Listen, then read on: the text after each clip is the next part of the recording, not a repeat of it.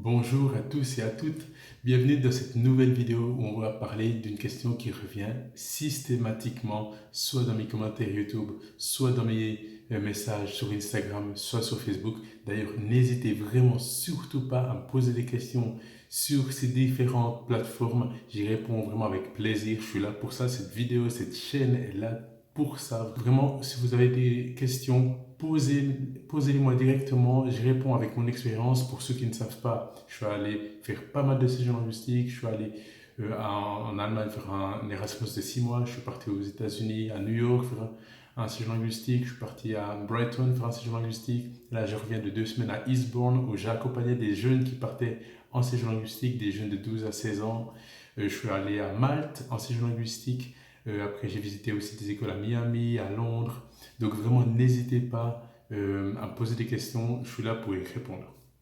Et j'ai aussi testé toutes les formes de logement possibles. Donc, chez l'habitant, en campus et en résidence. Donc, la question qui me revient et qui est très importante à se poser, c'est est-ce qu'il vaut mieux aller chez l'habitant ou en campus ou résidence. Campus, résidence, c'est un peu la même chose. Pour ceux qui ne savent pas exactement ce que c'est les trois, je vais de toute façon donner beaucoup d'informations dans cette vidéo, mais également vous pouvez vous informer sur une autre vidéo qui parle de la résidence campus ou de l'habitant. Le lien est en barre d'infos et également dans la description. Alors, cette question, tout d'abord, on ne peut pas y répondre comme ça. Très clairement, pour tous ceux qui vous disent ok, ça c'est la vérité, c'est faux. Pas parce qu'ils vous mentent, c'est simplement que chaque personne a des besoins différents et chaque personne s'adapte d'une manière différente. Donc là, je vais essayer de faire d'une manière très synthétique. Je sais pas, c'est pas mes points forts, mais je vais essayer vraiment de répondre très synthétiquement en prenant 3-4 personnalités différentes, 3-4 buts différents et comment tel environnement est mieux pour vous et de mon point de vue. Alors, premièrement, il y a la personne qui est là, qui est assez sociable, ou en tout cas qui n'a pas trop de peine à se faire des amis et qui est là pour progresser un maximum. Dans ce cas-là, je conseille, et c'est donc, vous verrez dans plusieurs éléments, je vous conseille vraiment campus ou résidence. Pourquoi est-ce que je vous conseille campus ou résidence? La première chose, c'est que dans le campus ou la résidence, vous pourrez énormément interagir avec les personnes. Vous aurez là beaucoup, si vous n'avez pas trop de mal à vous faire des amis, et vous verrez que là, je le répète dans chacune de mes vidéos, tout le monde arrive seul, quasiment.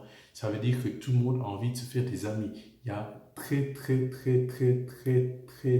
rarement des personnes qui restent seules les premiers jours. Et s'ils restent seuls les premiers jours, après quelques jours, donc c'est terminé, ils auront trouvé des amis.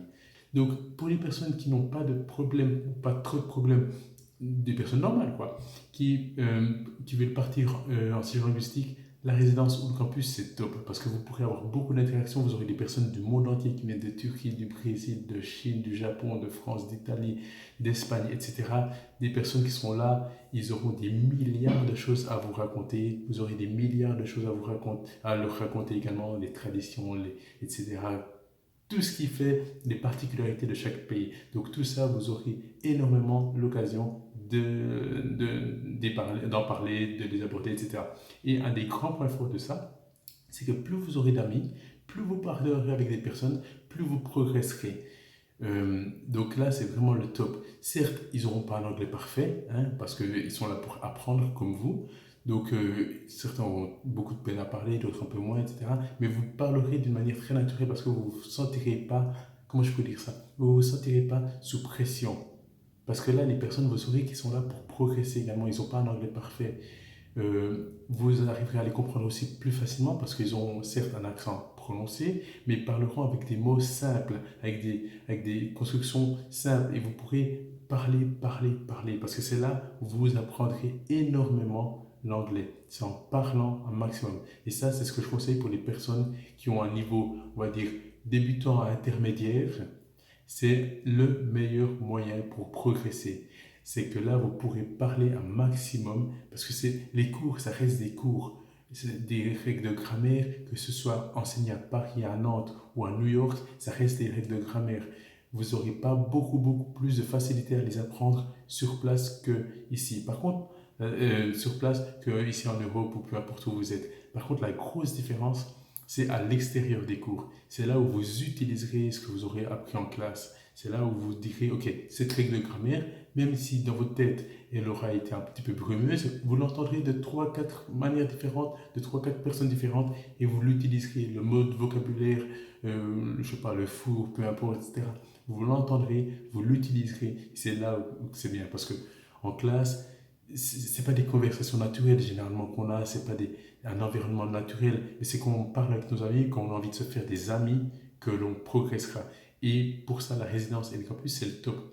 Parce que là, vous êtes toute la journée donc, avec vos amis, dans un premier temps à l'école, mais ensuite à l'extérieur, vous voulez vous faire un bowling, une soirée de cinéma dans votre chambre de résidence, vous voulez faire une petite excursion, etc. Peu importe, la résidence, c'est top pour ça. Vous allez me dire, mais pourquoi je ne pourrais pas faire le cinéma, le bowling ou l'excursion avec ceux qui ne sont pas en résidence, ceux qui sont chez l'habitant? La raison, c'est que ceux qui sont chez l'habitant, ils sont peut-être à 1 heure de trajet, voire plus. Des fois, ça arrive d'être à plus. Et c'est pas un scandale, c'est normal. On ne peut pas être toujours dans une petite région, Los Angeles, New York, je sais pas, San Francisco, c'est des villes immenses. Londres aussi, énormément, très étendues. Donc on ne peut pas s'attendre que toutes les habitations soient proches. C'est des villes tellement immenses que c'est normal de devoir faire 1 heure de trajet pour se rendre à l'école.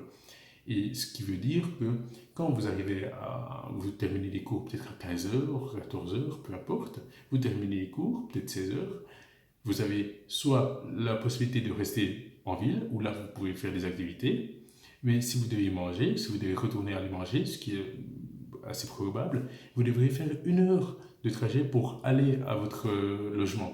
1 heure de trajet pour aller à votre logement, vous n'avez personne autour, et par conséquent, vous aurez peu de contact, moins de contact avec les personnes qui sont en résidence. Ceux qui sont en résidence, ils sont ensemble. Ils rentrent à la résidence, ils sont peut-être un couple de 5 10 amis, ils pourront faire des activités instantanément. Et les gars, on va juste se prendre un petit Starbucks, etc.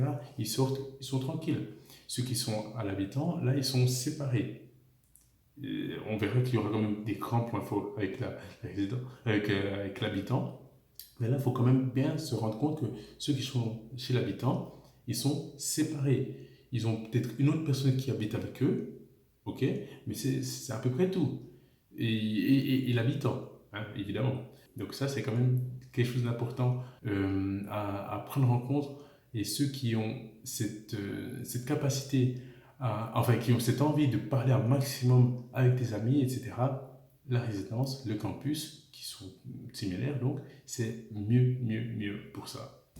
Après, il y a quand même, et ça, on rentre dans la deuxième catégorie, ceux qui sont vraiment déjà au niveau, soit qui ont un contact un peu plus difficile, qui ont vraiment de la peine à se faire des amis, mais vraiment, là, je parle vraiment des personnes qui ont de la peine à se faire des amis.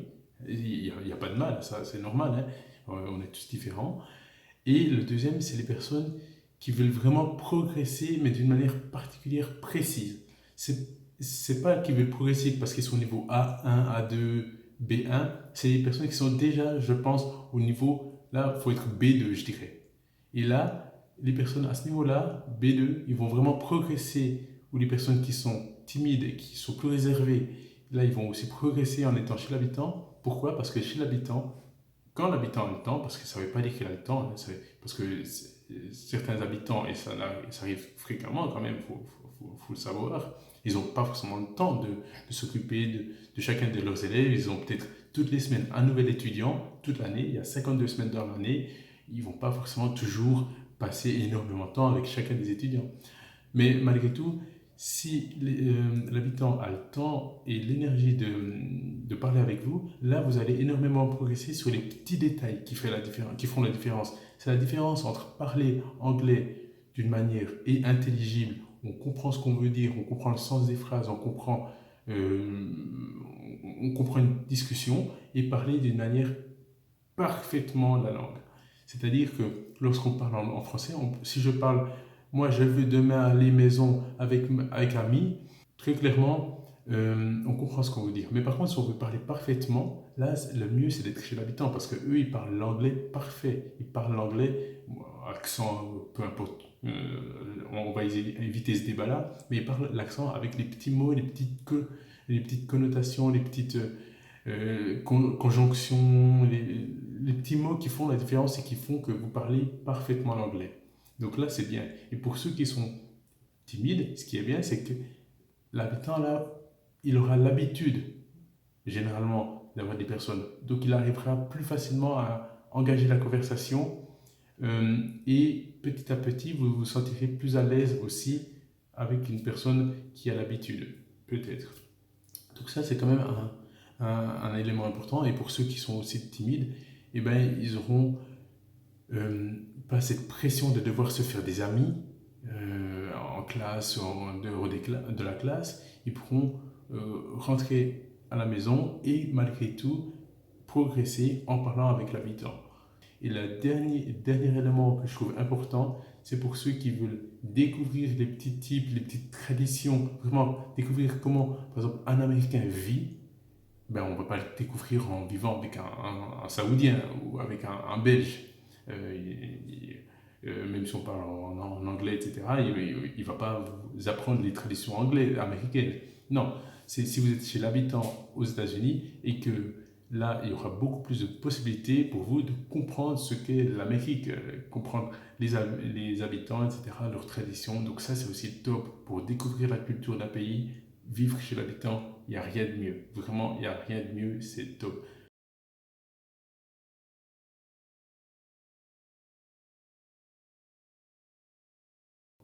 Donc voilà, j'espère que cette vidéo vous aura un petit peu aidé. Si vous avez encore des questions, je suis sûr que c'est le cas. Si vous voulez me parler de votre propre situation, vraiment, n'hésitez pas à me contacter en privé si vous voulez que ça reste privé, à me contacter dans les commentaires, j'y répondrai.